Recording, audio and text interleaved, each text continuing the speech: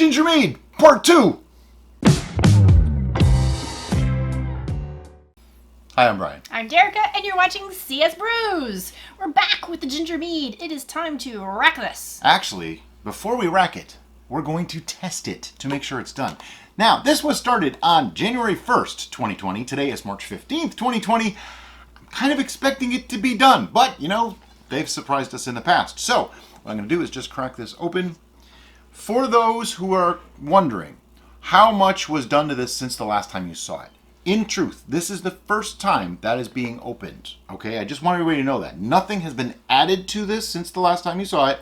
The only thing that would have happened is I swirl it, which I'm not going to do right now because, see, all the ginger's on the bottom and it's actually starting to clear a bit. This is looking great. But this is a testament to the fact that you do not need to rush things. What you want to do is let them sit, let them do their thing. Mead wants to make itself. We just need to get the heck out of the way.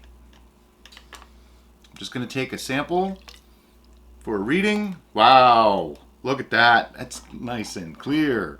We are going to do a preliminary tasting just to see if it needs any adjustment. Ooh, I think it went very dry. Okay, it stopped at 1.020, also known as 1020, which comes out to 11.6 ABV. That's a little bit lower than I would have expected it to be. I think we used, was it Lalvin 71B? It was either 71B or D47. I probably should have checked that before I did the video. You might see something here. But that's a little bit lower than expected. However, I think we are going to rack it anyway, because it's close to being done. It's in that range that I'm okay with it being done. So we're going to do it. I don't see any of the telltale little bubbles creeping up. There's no bubbles. Pouring that back in very carefully. And he just stirred it all up. That was a bad idea. Oh.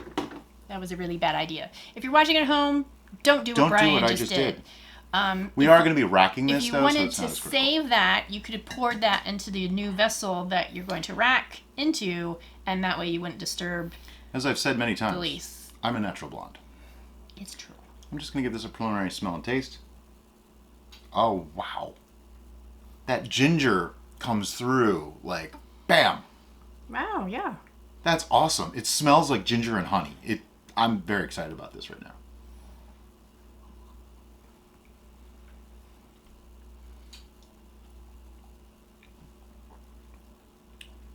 This is totally drinkable right now.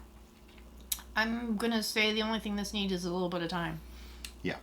With a little bit of age, a couple months, this will be incredible. I think it's got a nice balance. I get a little bit of the yeastiness at the end. Yeah, that's where the time needs to come in. So I think it needs to settle a little bit. Yep. I mean, obviously it does now. But this was clearing lovely. I don't think it needs any more sweetening. Yeah, I even get a little bit of alcohol burn. There's more going on here. Is it alcohol burn or is it the ginger burn? Because sometimes, you know, it could be a combo. Yeah. Let me have more.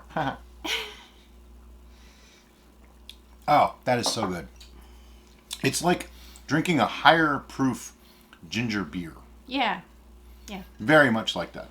So we're going to rack it off of the ginger. It's going to be cloudy because, well, I just upset everything. And we'll do the best we can. Do we want to maybe rack this into the 3-liter bottle instead? Yeah. I'm seeing a lot of ginger in the bottom. So this is one of those times that you have to make a choice. See how much headroom we have here? If I put this into here, minus all this, it might be down to about here. That's no good. So we do have different size bottles. One of them is a 3-liter. It's actually a Carlo Rossi wine bottle. And they work great for situations just like this. And if there's a little bit left, this is actually good enough to drink the way it is. I'm okay with that.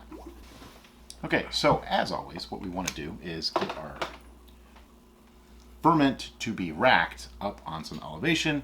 And we have our destination bottle. Let me just empty out some more of the sanitizer. Everything was sanitized in. Never mind. I can't do it. Why? Because I can't. I have to do the jazz hands. Oh. No turbos for you. Alright, so we've racked it. And if you look, it's right up into the neck of this bottle, okay? And a lot of people have been asking, actually, before I get to that, let me put the stopper in, and let's put an airlock on this. We don't want to have any more chance for oxidization. That's why you don't want much headroom. If I had put this into this bottle, it'd be down here, like wouldn't even hit the shoulders. There's so little area for this to hit air. That's perfect. I could have even let it go a little higher, but it's good. So I'm just going to put the airlock back on. We will put the label back on, and this will go back into what I call conditioning. Some people call it secondary fermentation. We think that's a misnomer, so we're going to call it conditioning from here forward. And if you do it too, the whole world will soon call it conditioning, and no one will be confused.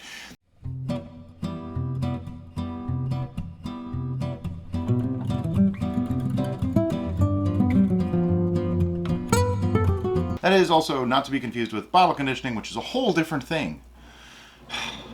The world of names, it's a wonderful thing. So, as I said, this is going to sit for a while. How long is a while? I think this needs at least 3 months to age before it'll be really, really good. 6 months might be even better. So we might be back at that point to show you a bottling and then maybe a tasting after that. So, I'm just going to put this to the side for the moment. Now, on to this. People have asked, how much is an acceptable amount of lees? I seem to have too much lees left in my bottles. How much is being wasted? Okay, if you look there, we have probably a cup, maybe a cup and a half of actual liquid. But you see how cloudy that's getting?